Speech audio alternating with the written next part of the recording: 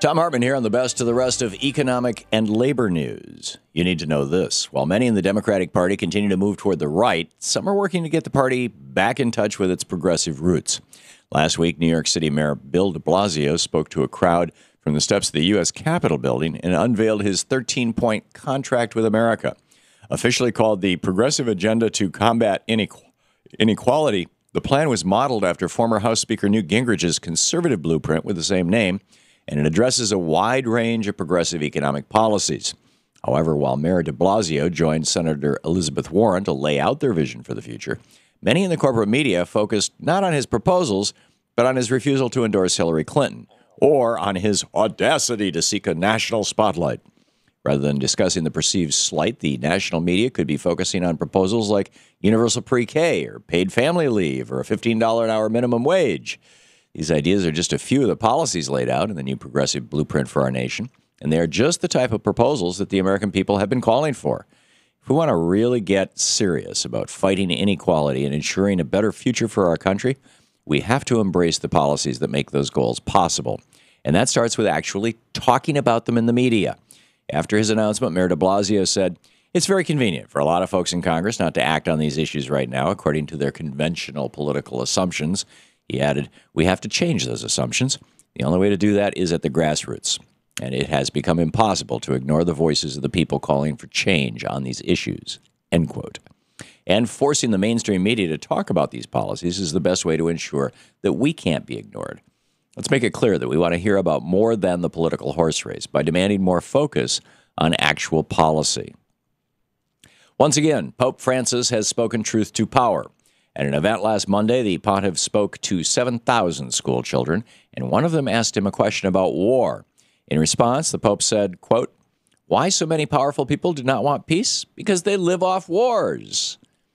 End of quote. He called the $400 billion global arms industry trade an industry of death, and said that people who profit from making and selling weapons, quote, "make more money with the war," end quote. Even the children he was speaking to can understand that it is wrong to make money off death and destruction. And even young people can see that it's harder to achieve peace when we have such powerful forces working against that goal.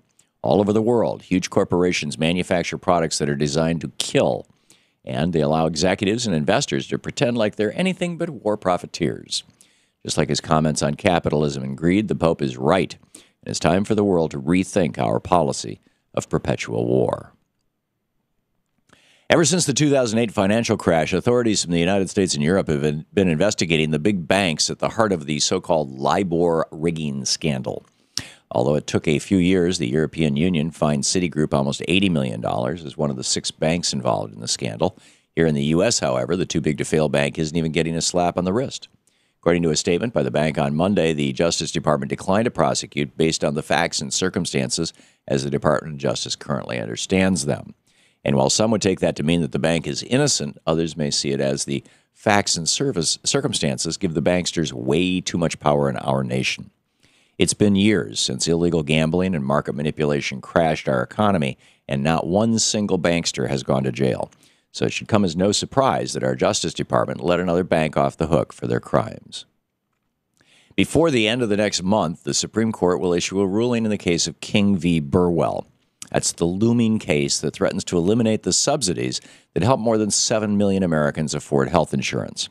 And while the justices may be split on that decision, the American public is pretty much in agreement on how the court should rule.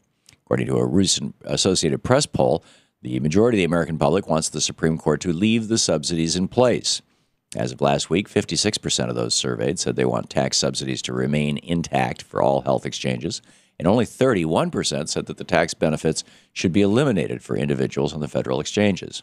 These poll numbers illustrate why even Republicans in Congress have tried to protect the insurance subsidies, even if their efforts were more about politics than policy. Hopefully, our nation's high court listens to the will of the people and protects the subsidies that make health care affordable.